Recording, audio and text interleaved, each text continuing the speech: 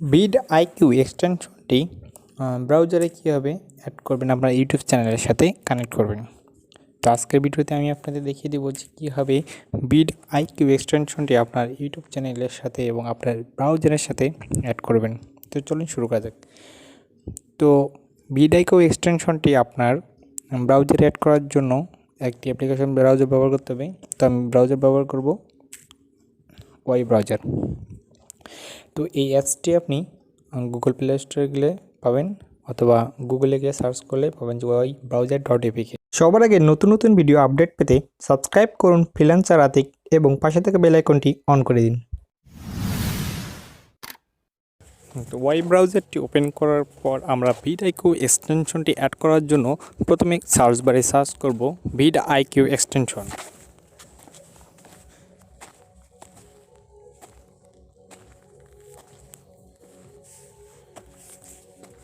তো VidIQ extension লিখে search করার পর আমরা লিখতে পারি install YouTube Chrome Firefox extension VidIQ। তো প্রথম আমরা যেটা দেখতে পাচ্ছি এখানে ক্লিক করব।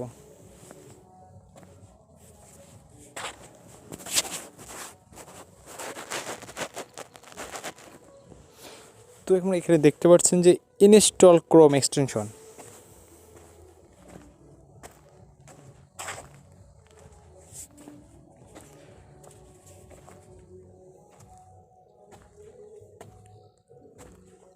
তো এখানে আমাদের একটু ওয়েট করতে হবে ফুল ভার্সনটি আসার জন্য।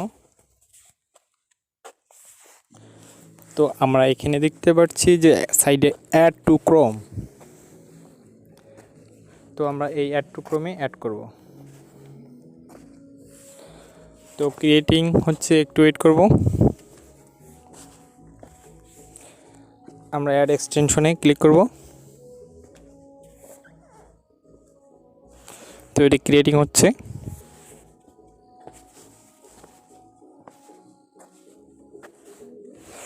একটু ওয়েট করতে হবে এখানে।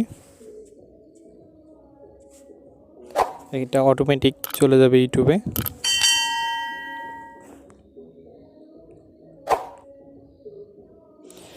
তো আমরা যদি এখন সাইডে আসি, আসার পর ডেস্কটপ মোড করে নেই।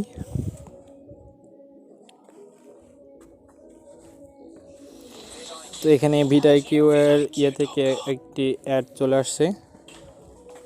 তো আমরা যদি এখন না VidIQ এর অফিসিয়াল যে ইউটিউব এখানে চলে আসছে। তো আমরা যদি এখন এখানে এক্সটেনে আসি, এক্সটেনশনে আসার পর আমরা দেখতে পাচ্ছি যে VidIQ এক্সটেনশনটি আমাদের অ্যাড হয়েছে। তো আমরা এখানে জিমেল এবং পাসওয়ার্ড দিয়ে লগ ইন করব। তো এখানে আমরা আমাদের জিমেল এবং জিমেলের পাসওয়ার্ডটি দিয়ে লগ ইন করে নেব।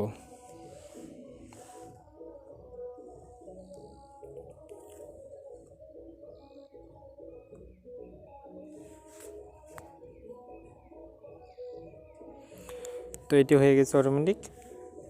তো এই VidIQ এক্সটেনশনটি কীভাবে ইউজ করতে হয় A to Z আমি নেক্সট ভিডিওতে এই VidIQ এক্সটেনশনটি ব্যবহার করে আপনি কীভাবে ট্যাগ টাইটেল এবং কীভাবে আপনার ভিডিও রিলেটেড ভিডিও অটোমেটিক চলে আসে। তো আমি VidIQ ব্যবহার করে একটি ভিডিও আপলোড করে এর সম্পূর্ণ SEO কোয়ালিটি আপনাদের দেখিয়ে দিব। তো নেক্সট ভিডিওর জন্য আপনারা আমার চ্যানেলটি সাবস্ক্রাইব করে আমার সাথে থাকবেন। তো ভিডিওটি দেখার জন্য অসংখ্য ধন্যবাদ। আবার দেখাবো নেক্সট টিউটোরিয়ালে।